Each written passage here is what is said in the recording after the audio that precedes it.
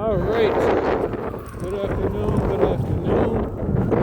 It is 4:06 p.m. Thursday, January 16th. I am working uptown in Harlem today, and I could tell you all that the last 48 hours have been very, very interesting.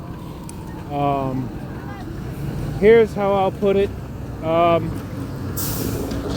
Yesterday, I think I probably mentioned something similar to this in the past, but I mentioned, alkalining the body to basically create an internal environment inside the body that could possibly deteriorate the polymer coatings that protect the nano particles that's inside of us. And as we know, these nanoparticles are made of various metals, gold, different conductive type materials. So, perfect spot for me to start explaining it. So, what I've been learning over time is that with the wireless nanosensor network, they have to keep replenishing it inside the body. So through various means, whether it's through aerosolization, water system, food, they have to continue to keep putting it in the environment, and as it gets into the environment, the nanosensors gets into the people, animals, plants. But what I'm learning is alkalinity is a struggle for nanosensors because the polymer coatings cannot take a very high alkaline environment.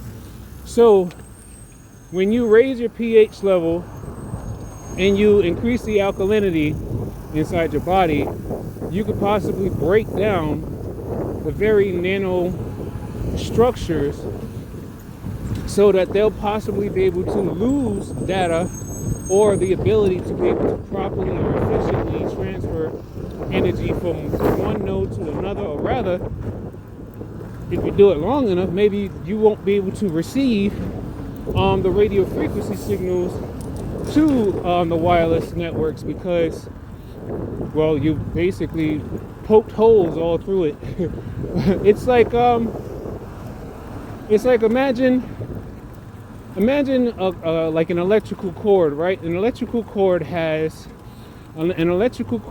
the protective cover, like that rubber or plastic coating over the copper wires, right? Now, if you get a hole, if a hole happens within, or like if you like create a hole on that wire, or those wires gets exposed, what happens? When there's a hole on an electrical cord, what's exposed is the electrical current flowing through the wires. But then also, it's not just electrical current exposed, but it's also electricity lost. Because you know what happens whenever you get a shortage in your phone charge and you're trying to charge your phone? It doesn't charge properly. Why? Because the power isn't flowing efficiently because there's damage done to the internal components. Now, I've also read in the studies that certain body movements can also cause damage to the nanosensors too. But let me see. Yeah, it's like to some degree, but it's like you got to think about it. There's like parts per million of these nanosensors, if not billions, that's inside the body. So that's why you gotta approach electromagnetic cognitive warfare with a very, very, very broad perspective. And like I told you, this whole thing, everyone is involved, whether they want to realize it or not, whether they want to, no matter what it is, everyone is involved. It's just that, sadly, there's only a very small amount of people across the globe who actually have access to the technology. Hold on. Go around this bus.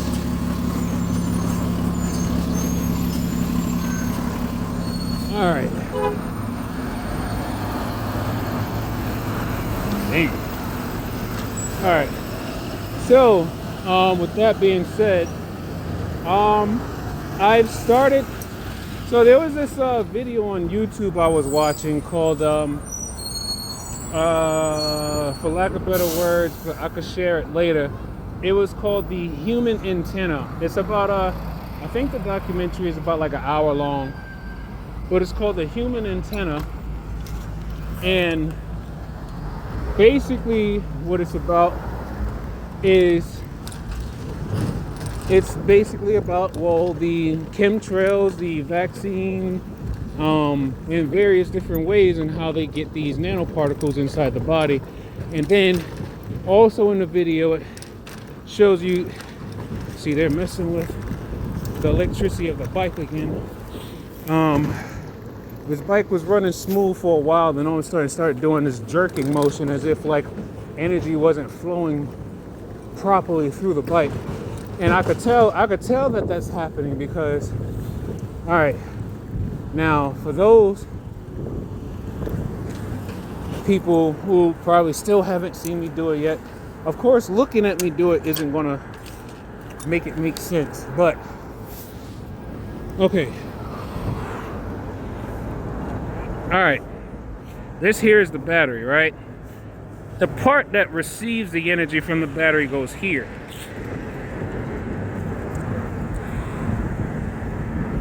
Coming from right here, there's I guess I could probably call it like a, it might be an ultrasound wave carrying the electrical energy, but it's coming from the battery going in this direction. And it actually feels like it's connected to the phone too, which would make sense, because if they wanted to hack the phone, well, hack the bike, either me or my phone itself can be used as like a medium or a transmitter to, I guess, forward commands to the bike. So if they wanted to, because remember, each and every single person is their own body area network. So if someone already has access to your body area network, they can gain access to any device that's within your area network. So now all of a sudden it's moving smooth.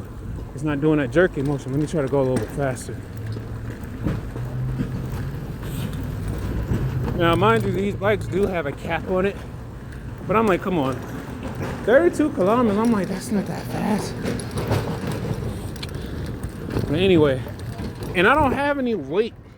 I don't have any weight on this. Like, I should be moving, but a lot of times I notice that it always feels like after a while something's like it's always like this weird jerking motion, like someone is pressing the brake or like but anyway, so back to alkalinity in the body. So I've been learning through this documentary that there's a specific type of zeolite.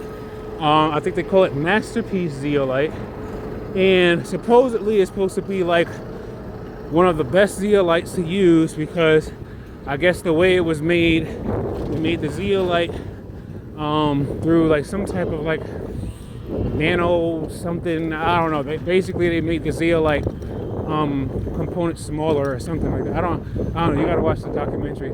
But anyway, so it was something that they said that during the documentary, when one of the participants in the study who is having their body tested to find their MAC address, and it was like over a span of like, I think, a few months that the participants were supposed to take the masterpiece zeolite, and then they would go to an open field where two I guess scientists or engineers or doctors, they're testing that person to see if they can pick up a Bluetooth signal from that person's body.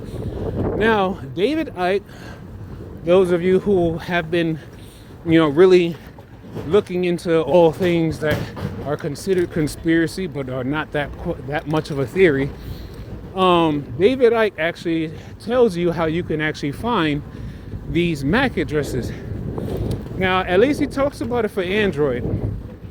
Now, he states that, and I've actually found I've actually found the study that actually shows exactly how each person's body area network's MAC address is kept hidden and supposedly safe, right? So, the say for the Android, you go to, in order to, you got to pull up your developers mode, right? And then I think you go to like settings, then you go to, I think where it says device information, and then you tap on that like 7 times, and then it's gonna ask you to, it's gonna, I think it's gonna say that developer mode has been activated. Then you go back to the main settings menu, and then you scroll down. You're gonna see, I think it's like advanced features or so, or developers features or something like that. So then you click on that, and then you go to the part in the Bluetooth section that says show unknown devices, right? Unknown devices are basically going to be any device that does not have like a manufacturer's information about that device on it, right? So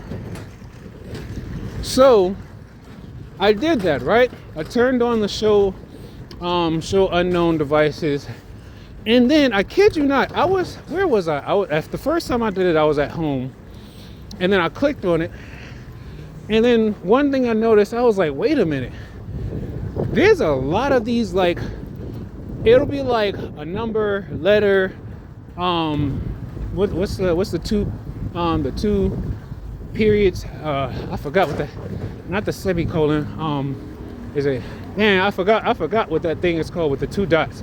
But yeah, it'll be like a number, letter, sometimes 2 numbers or whatever. I would scroll down the list, the Bluetooth device list, and I would find like it would literally feel like that's probably, because I'm like, how many people have Bluetooth devices? So I was like, that's a lot of devices. So I said, okay. Then I went to a train station. I went to West 4th train station and turned on my Bluetooth setting before work. And then I just started scrolling through the list, and I was like, there goes those randomized numbers again. And it's a lot of them. And I'm like, now when you think about when your phone is searching for a Bluetooth device, usually based on the what is it called? RSSI, is basically the signal strength of how close the device is.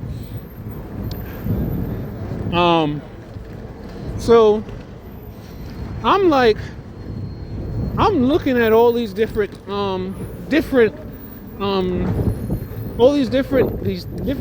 devices, and I'm like, there's some that says, like, whether it's a speaker, there's some that says whether it's like whether it's a phone or it's something else, but there's some information that'll say no information available, or it would say unable to pair. And then the third thing I realized is one time I clicked on one of those randomized MAC addresses, and then it said you need an app required to open this. And then I was like, all this stuff is starting to add up. So I'm just like, God willing, God, just allow me to be able to get all of this information out before you remove me. Allow me to get all this information out before you remove me, because I know if I really break it open, the devil is not going to like me being alive anymore. So it's like, God, just at least let me get everything out first. Now, that's just me finding out that we actually all may have MAC addresses, and I've tested to try to find mine, but then I realized they really are randomized. They are randomized MAC addresses, because that's how they're supposed to be protecting each individual person's, I guess, digital identity. So they it's randomized, right? So I'm thinking to myself, okay, mind you, by me saying this and by everyone else who's in the truther community, we know that we all have MAC addresses. We know we've all been linked to the cloud, and we know that only certain people of certain orders have access to this technology and the networks.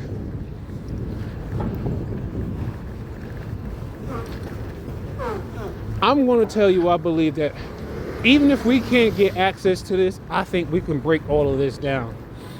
Not even think. The fact that they have so many studies out there on how to better secure the network, I'm like, yo, that's the best thing that you could actually do, is read those studies that talk about how they can better secure the wireless body area network. You know why? Because they're already going to tell you the type of security measures they've taken to protect them. So anything else that they include in those studies, that's just going to be additional information for you to use and try to figure out how you can reverse engineer it. Now, I'm already banking. I've already like just accepted the fact that none of us can like really choose whether we're gonna live or die, and none of us know when we're gonna die. All I want to know is when I go, I just want to know, God, know I did everything I could to just try to at least bring people some type of peace, comfort, and I don't know, just fluidity, because there's so many people out here who's suffering and going through things, and doctors aren't telling them nothing. But then when you find out about this technology, and then you learn that you can actually use your sensory nerves to actually sense and feel the pathways, the multi-hop pathways that these data routes are taking into and through your body in order to create stimulations or block certain cognitions. It's like, yo, I'm not that afraid no more, because now I know what is happening. I just don't understand how some people don't want to try to know at all. And I'm like, but you're telling me the doctors aren't telling you anything, but I'm giving you another perspective. But it's like, okay, now the V2K, they're like, oh, Chris, you shouldn't be waking people up because you don't know how to help them. Chris, you shouldn't be doing this because, you know, a lot of people not ready, or stuff like that. But I'm like, look, the World Economic Forum already broke down exactly what they're going to do to everybody across the world. And they already told you exactly what year they expect to be finished with it. And they've already said many times over the last like probably 20 or more years that they are trying to decrease the population of the world. What better way of doing that than to have every single person on the planet linked to the cloud, so then if they're not fitting to the society in the world that they're trying to recreate going into the future, they can snuff your ass out with radio frequencies because you did not try anything to basically degrade or get rid of these nanoparticles that's inside the body. Now, I'm not trying to fearmonger. That's their thing to do, is to fearmonger and to make people afraid. But that's not my agenda. My agenda is to bring awareness. And once you have awareness, you're not to fear what they can do. You're to become inspired, and you're to become studious. You're to become the person you were meant to be. Why? Because they are coming after us for a reason that we did not know, at least not consciously. But our subconscious mind already understands just the type of powerful being that we are. And when you think about how powerful we truly are, I'm telling you, there's something to it all. Hold on, I'll be back. All right, so I'm back. So I think before I went back,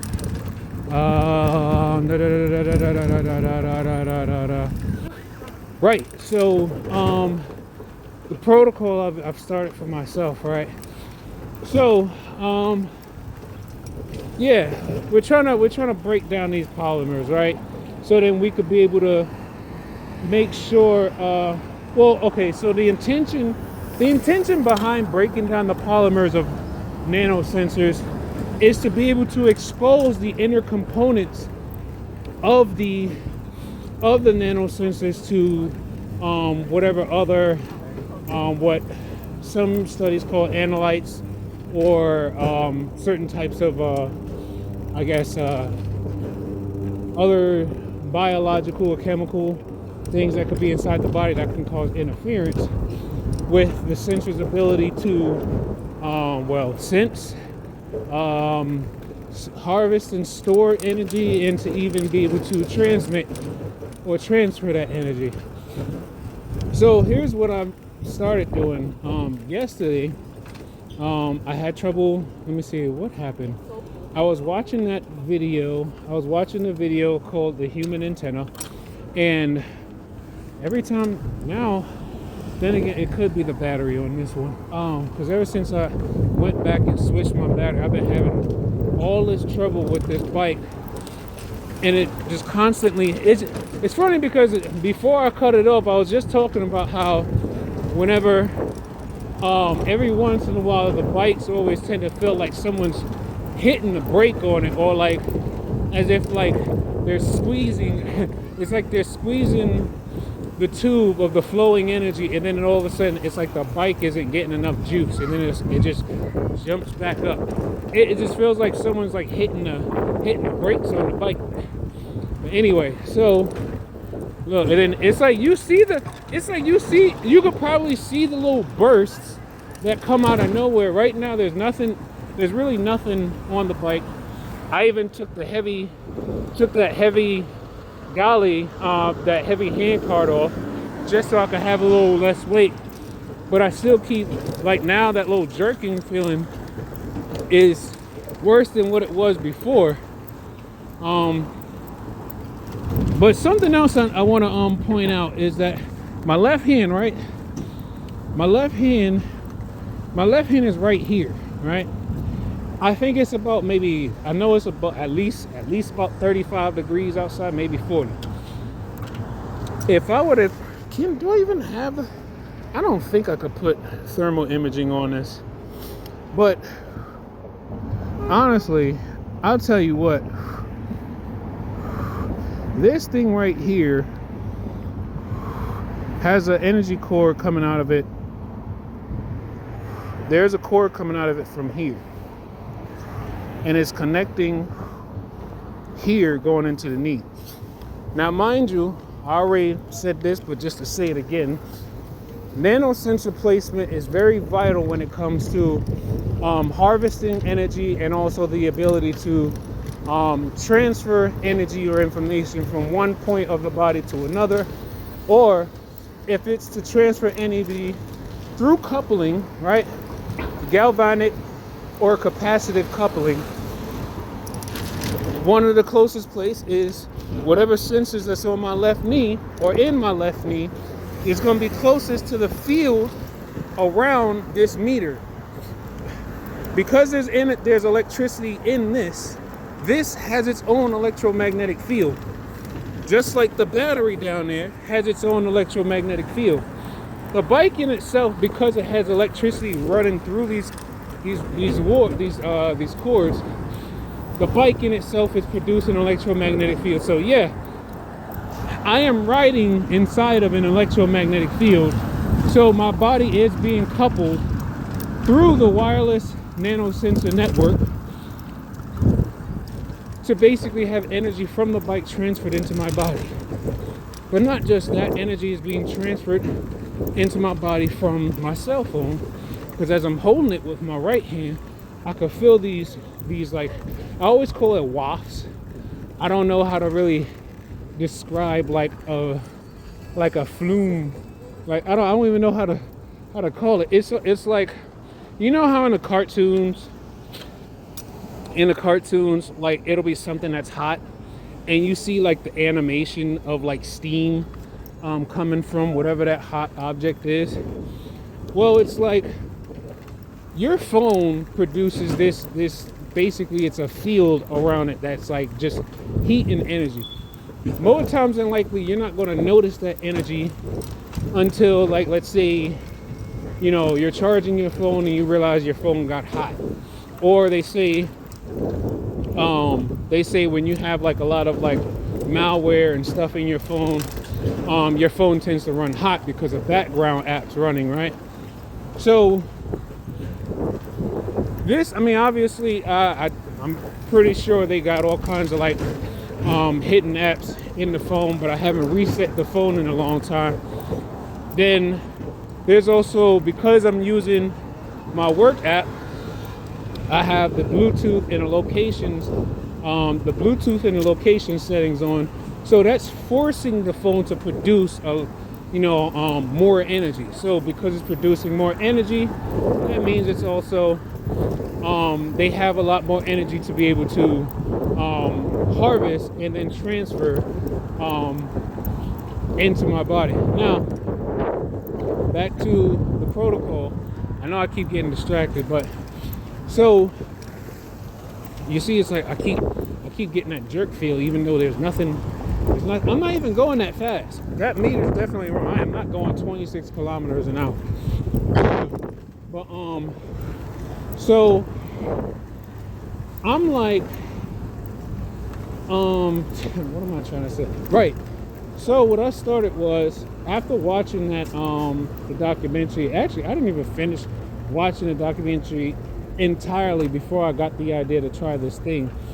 So in the documentary, one of the participants was being asked how much, the researcher was saying that, you only have about maybe 6 more weeks to take the product. And then a participant was like, oh, great, finally. I'm tired of the saltiness. And then it was like, ding, another thing just went off in my mind. I was like, salt. There goes that word again, salt.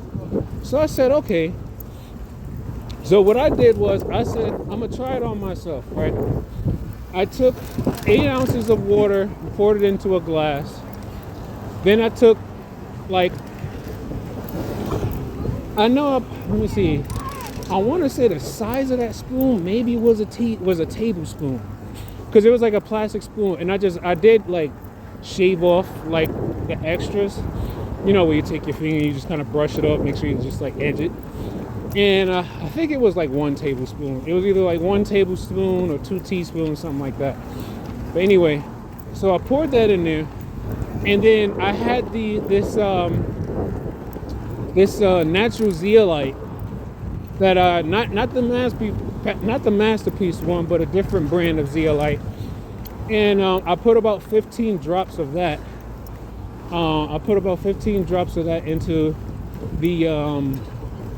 Into the water, and then I stirred it all together until the baking soda was dissolved. Then I drunk it all straight down. I think that was sometime around, let me see, I think I did that sometime around, I think it was maybe around like maybe 1 a.m. or 2 a.m., something like that. I forgot, because it was like in the middle of the night. I just got up and I was like, oh, let me watch this. And then, so, I got up, mixed it all together, and I drunk it down just straight. Drunk it straight down. Then, how could I describe it? Okay. First thing I noticed, it's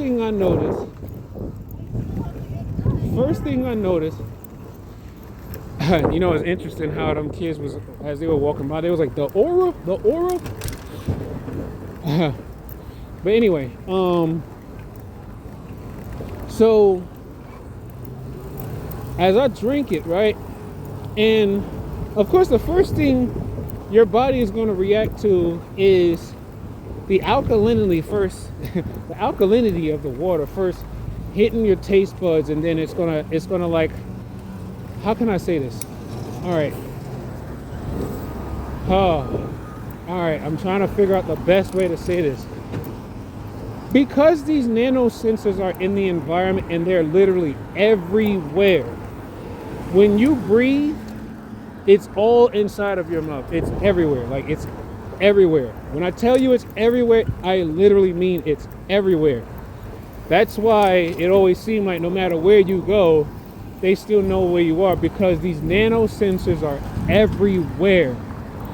Nano sensors are sprayed over the entire globe. Now, Stop being afraid of that, because at this point in time, there's nothing you can do about them continuously spraying it. But you need to stop being afraid of everything that you've been going through already. So, let me just tell you what I experienced. So as I drink it, right, the first initial place you're going to start to feel a difference is you're not really going to feel it in your mouth. You're going to feel kind of like it's going to feel almost like a strange activity happening, but it's going to start in your brain first. The reason why I think I realize why you feel it more in your brain is because as the water and everything is touching on the surface of the inside of your mouth, and it's touching like the surface of, like, you know, going down your esophagus and your throat and everything, it's literally making contact with every single sensor, right? And every sensor it makes contact with is basically interfering with data or electromagnetic waves that they are receiving from your body and the outside environment, right? As it slowly goes through your digestive system and it make its way, you're going to feel a lot more of that relieving you're going to feel a lot more of that relieving feeling. You're going to feel a lot more of that relieving feeling over the next, like, I think it usually lasts for me for about like 3 or 4 hours, right? You're just going to feel like it's just going to feel like something's peeling off of your body. Now, the next thing I noticed, now, mind you, nothing hurts. Like, you're not, like, I don't get like stomach ache or anything like that. It's nothing like that. There's no pain involved. The only pain that you probably will feel is them trying to increase the amplitude of whatever resonances they already had on you. So let's say if they were stimulating a pain in your left shin, right? If they were stimulating a pain in your left shin, and hell, you could take sea salt, baking soda, and water, shake it up in a bottle, and spray it on your shin. You're going to feel, at least on the surface level, you're going to feel something kind of like ease up a little bit. Why? Because there are sensors on the outside of your body and the inside.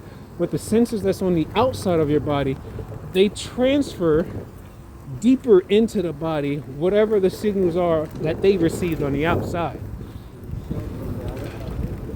So, for, I guess, better context, let's say, for better context, okay, now let's say that window right there, right? Let's say that's someone with a transmitter transmitting energy to, let's say these two poles is your leg, right? This part is the outside of your leg, and let's say this one is your bone, right? They'll transmit the signal, and then whatever sensors that's on the outside of your leg, those sensors are going to pick up the signal of the transmit of that information coming from the transmitter. Then those sensors will hop or transfer whatever those commands were that they received from the outside deeper to other sensors and nodes that's inside of the leg. Now, that's one way I have learned to understand like how they hop or further transfer energy or information deeper into the body. That's one way. But there's a number of different ways. I really try my best to try to read all these studies and stuff to the best of my knowledge. But I mean, look, I kid you not, it just be hard to recall a lot of information, especially when they're watching my brain waves and they're watching the words that pop up into mine. And if they feel like that I'm about to, get on the roll and start saying something or maybe help somebody too much, they'll send signals to the sensors that's in my memory cortex and tell those sensors to basically stimulate those neurons to force them. All right, be easy. So they'll tell those sensors to stimulate the neurons to prevent, I guess so, maybe a neuron head from receiving the neurotransmitters that's saying, like my conscious mind is saying, hey, recall what a wireless body area network is. And then the sensors were basically them controlling the sensors or sending data to the sensors. They will overstimulate the neurons to the point where it's like you can feel your body naturally electrically trying to basically command for or request information from your brain or the information space.